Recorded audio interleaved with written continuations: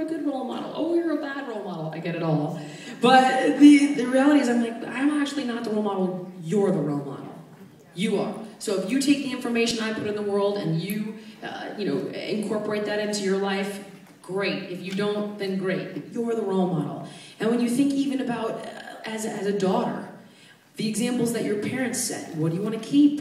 What do you think didn't work out so well? What do you want to tweak and change? How can you learn? Even when I go back to my childhood, I think of the things that I loved about it, and I think of the things that, yeah, they may have sucked, they may have been hard, there were hardships.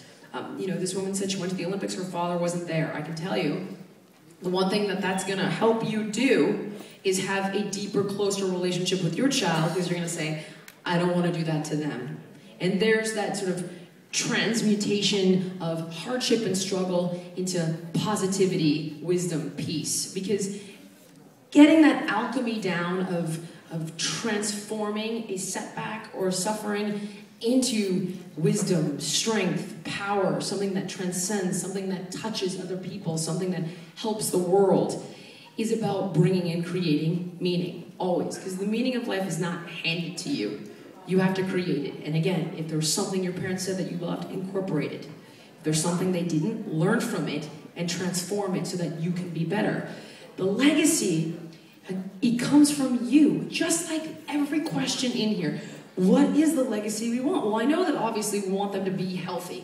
We want them to have every opportunity. And so for that reason, we need to be educated and we need to know what to fight for so they have those things. That's important. We need to start worrying about genetically modified foods. We need to start worrying about subsidizing, corn and soy. We need to worry about dead zones in the oceans. We need to worry about these things. We need to know about them. We need to make our children aware. We need to change the way we live. We need to do our part. That's important. But I think, again, most importantly, it comes back to what my little sister said to my dad. What are you going to do every day to be better? What are you going to do every day to fight for you? What are you going to do every day to be happier? Because that's your legacy. It comes back to what I said of being the best you. That's your imprint. That's your mark. Who were you in the world? Who did you inspire? Who did you teach? Who did you help? And it's not a selfless endeavor. It's all one. It's like the more selfish you are, the more selfless you are. The more you get, the more you give. It's reciprocal. It's a currency. So when you wake up in the morning, think about, what are you going to do to make yourself happier today? What are you going to do to make yourself healthier? And trust in the fact that your legacy will be a byproduct of that mentality. And then get the skills. Don't take blind action. I'm running out of time here, so I'm gonna wrap this up. I know, but I have 1 minute and 42 seconds. By the time you got the question, yell it. Jillian Michaels, I love you. I'm glad you're the biggest loser, but here's my question to you. You are phenomenal. You are at the top of your level. I'm so glad I took this question. Yes. I'll take the mic, but I don't need it. I need to understand, outside of fitness and outside of business, how did you draw the individuals around you for you to trust them? God, that's a good question. How Damn it. were you able? All right, hold on. I don't have time. Sit. All right, here we go. I need a picture with you at the end. So, here we go. Hang on. I got to be quick about this because I have to catch a train to New York in about 35 minutes. So, this is so important. And again, this is in the book and it's in the action steps. And I will point to my business partner right over there who has changed the course of my life.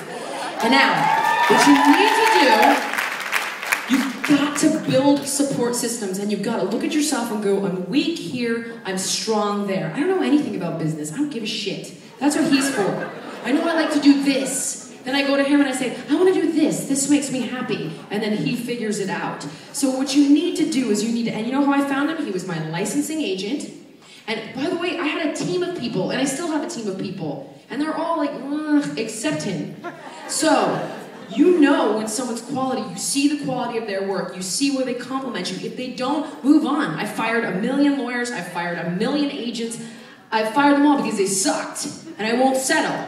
Ever. I never settle. I know when it's not right. And I know where I need help. So I looked and I looked and I looked. And I found him. And when I found him, I made sure that he was compensated appropriately, because you have to value the people in your life that bring you value. And you know, my time's up. My business manager at the time was like, oh, you know, this is not a typical deal, and you know, what if this and that? And I was like, Steve, let's be really clear. We could make $100 million, and I could make 50 million of it. I don't know what I would do with the other 50, first of all. But second of all, that's a lot of money. I'm happy with that. Or without him, I can sit, you know, and make this much money and be unhappy in these ways. I chose him. Since then, I've been on 10 magazine covers. I've been in Super Bowl commercials. I've been here at these crazy conferences, which was him forming this relationship with Dorian Rainey. So you know when someone's quality. Cultivate that relationship. If it's not working, don't put the square peg in the round hole. Communicate your needs once, twice, maybe 3 times. If it's not resonating, move on and support yourself. Really quickly, an analogy from The Art of War, because I read all this shit. And in its own way, it's layered into unlimited. But when you look at an analogy of World War II, you look at the Allies. Our president at the time, and Winston Churchill, trusted their generals to do their job. Hitler, the most evil person ever, did not. And they were completely disorganized. He did not trust his people. He kept information from them. He didn't allow them to do their job. He was a control freak. He lost, thank God. But that was an integral part of why he lost when you study those battles. And it goes back to the art of war. So when you find someone that you believe in and you trust them and you've watched what they've done, you've got to let go a little bit. You've got to let go of that control, because they'll support you. They will lift you up. And again, it's all in the action part of the book. It's a critical action step. We love you, Run. Thank you